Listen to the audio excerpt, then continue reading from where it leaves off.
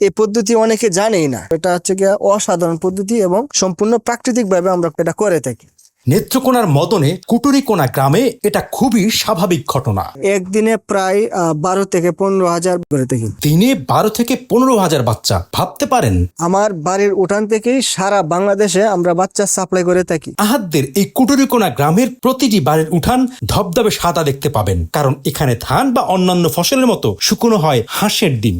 আসলে আমরা যে পদ্ধতিতে বাচ্চা ফুটাই সেই পদ্ধতি অনেকেই জানে না, এবং যারা করে ওনারা ইনকিউবেটর মেশিনের দ্বারা করে, কিন্তু ওনারা আমাদের পদ্ধতি অনুযায়ী ওনারা করে না। আমাদের পদ্ধতি হচ্ছে গিয়া সম্পূর্ণ প্রাকৃতিক ভাবে করা হয়। সেই জন্য ডিমগুলাকে আগে রৌদ্র দিয়ে তাপ আনতে হয়, তারপরে আমাদের হ্যাচারিতে পুশ করা লাগে। আপনারা আমাদের যে ব্যস্ততা দেখতে পাচ্ছেন এটা সম্পূর্ণ আমাদের হাঁসের ডিম নিয়ে, এবং এটা কিভাবে করতে হয়, কিভাবে হ্যাচারিতে পুশ করতে হয়, সম্পূর্ণ প্রক্রিয়া আজকে আমি আপনাদেরকে দেখাবো ইনশাল্লাহ। এই যে একজন কাস্টমার আমার পাশে আছে, উনি আমার হ্যাচারি থেকে আসছে আজকে 0 সাইজে বাচ্চা নেওয়ার জন্য। এটা সবাই নেয়, আপনার বিভিন্ন ব্যাপারী আছে এবং যারা হকার ওনারা নেয়, এবং যদি বেশি হিউজ পরিমাণে হয় তাহলে আমরা পিক আপে করে সারা দেশে আমরা ডেলিভারি করে থাকি। না বাচ্চা এক পিসও মারা যায় না, যদিও কোনো কারণে অ্যাক্সিডেন্ট বশত যদি প্রচুর পরিমাণে গরম থাকে সেই ক্ষেত্রে দেখা গেছে 1-2টা বাচ্চা মারা যায়, এছাড়া এক পিস বাচ্চাও মারা যাবে না, এটা 100% গ্যারান্টি। এই যে দেখেন আমি আপনাদেরকে হাঁসের বাচ্চার জাতগুলা দেখাই দিচ্ছি। এটা হচ্ছে গিয়ে অরিজিনাল খাকি ক্যাম্বেল হাঁস,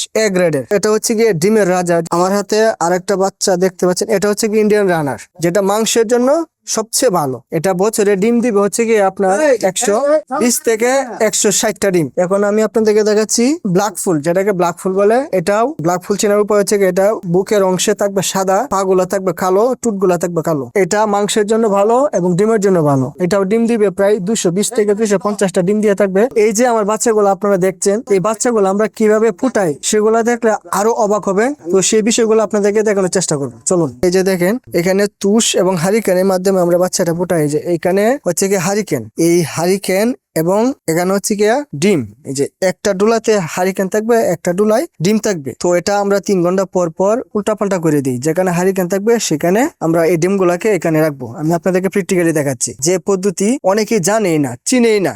90% লোকে মনে করে যে আমরা ওই ইনকিউবেটর মেশিনের মাধ্যমে ফুটাই। আসলে মেশিনের মাধ্যমে আমরা ফুটাই না, সম্পূর্ণ সাধারণ পদ্ধতিতে ফুটাই, যেটা তুষ এবং হারিকেন। এই যে আমি দেখাই যে যেটাকে তুষ বলে, এই যে এটা হচ্ছে ধানের সুচ যেটাকে বলে তুষ, ঠিক আছে। এটা আমরা এরকম চারপাশে দিয়া তারপরে এরকম ঢোলা সিস্টেম করি। এই যে এখন আমি এখানে হারিকেনটা ছিল, এই যে এখানে যে ডিমগুলো আমি এভাবে রাখতেছি, ঠিক আছে।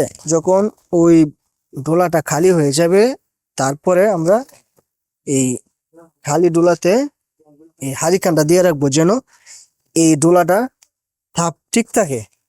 এই দেখেন আমি পর্দা তুলছি, কাপড়টা তুলতেছি। এই যে দেখেন এই যে ডিম থেকে বাচ্চাগুলো বের হচ্ছে, এগুলার বয়স মাত্র 20 থেকে 25 মিনিট হয়েছে এই ডিম থেকে বাচ্চাটা বের হয়েছে, এবং এটা আরো প্রায় ঘন্টা খানেক পরে যখন বাচ্চাটা একটু শক্ত হবে, এই যে এখন বাচ্চাটা একদম কাঁচা, যখন বাচ্চাটা 2-2.5 ঘন্টা হবে তখন আমরা বাচ্চাটা সেল করে দিই। আসলে ইনকিউবেটর এবং আমাদের যে পদ্ধতি দুইটাই সম্পূর্ণ ভিন্ন। ইনকিউবেটরটা মেশিনের দ্বারা হয়তো তাপ সবসময় ঠিক থাকে না, ঠিক আছে। আর ওই বাচ্চাটা আমাদের এই তুষো হারিকেন পদ্ধতিতে বাচ্চাটার সাথে মিলে না। ওই বাচ্চাটা সাধারণত দুর্বল হয়, রোগে আক্রান্ত হয়। আর আমাদের যেটা এটা রোগ জীবাণু ধরবে কম, রোগ আক্রমণ করবে কম, এটা রোগ প্রতিরোধ করবে বরং। এখানে ডোলা, এই ডোলার মধ্যে 14 দিন রাখার পর পর আমরা এখানে ডিমগুলাকে আনতে হয় এই বেডে। এই বেডে রাখার পর পরে এখানেই বাচ্চাটা বের হবে। 14 দিন পরে এখানে রাখতে হবে। এখানে রাখার পরে এখান থেকে বাচ্চাটা বের হবে। যখন 27-28 দিন বয়স হবে তখন বাচ্চা আস্তে আস্তে বের হওয়া শুরু করবে। এই সবগুলা থেকে ডিম বের হবে আরো 2 দিন পরে। এবং অলরেডি আমি আপনাদেরকে দেখাই,